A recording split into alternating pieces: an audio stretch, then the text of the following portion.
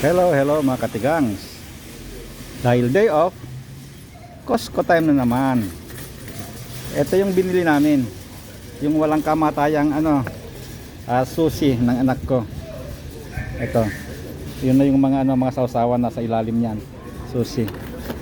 Ito, yung toothpaste ng aking anak. Magkakaiba kami. Sa kanya Colgate, yung asawa ko Crest, ako Sensodyne. Bumili rin kami ng chocolate kasi ayaw nilang nawawalan ng chocolate.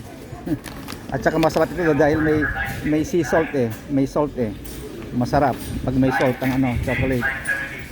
Tapos bumili kami ng swahe. Ito na mura lang ito. Ayan, 21.99.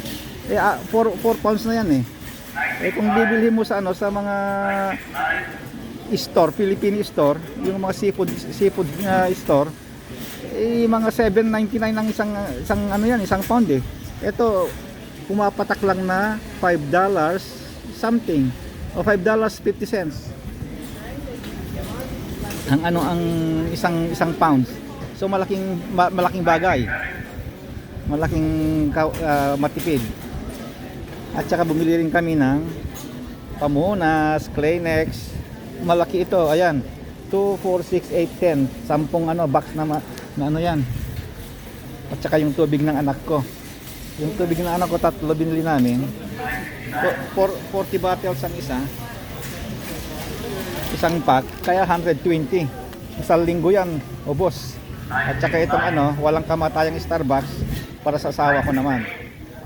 At saka bumili rin kami ng pangwalis ko ng ipot ng ibon ko doon sa namin sa howlan nila. Bali dalawa na ito. Ayan. Dalawa na. Tsaka isang may dustpan na walang hanggang dyan lang naman. Pangwalis lang. Kaya ngayon, sabi ng anak ko, kain tayo dito sa food court. Sabi niya, hindi na raw, sa soap niya raw na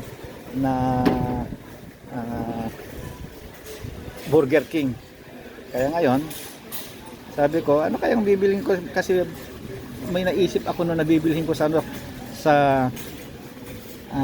Walmart pero nakalimutan ko kung ano yung bibilhin ko. Kaya sabi ko, doon na tayo sa Burger King habang nag-iisip. may Walmart naman na malapit doon sa kinakainan namin na Burger King. Sabi ko, punta tayo sa Eat All You Can, sabi ko. Parang ayaw niya. Okay, mga katigang. Bye-bye na. Bye-bye mga katigs.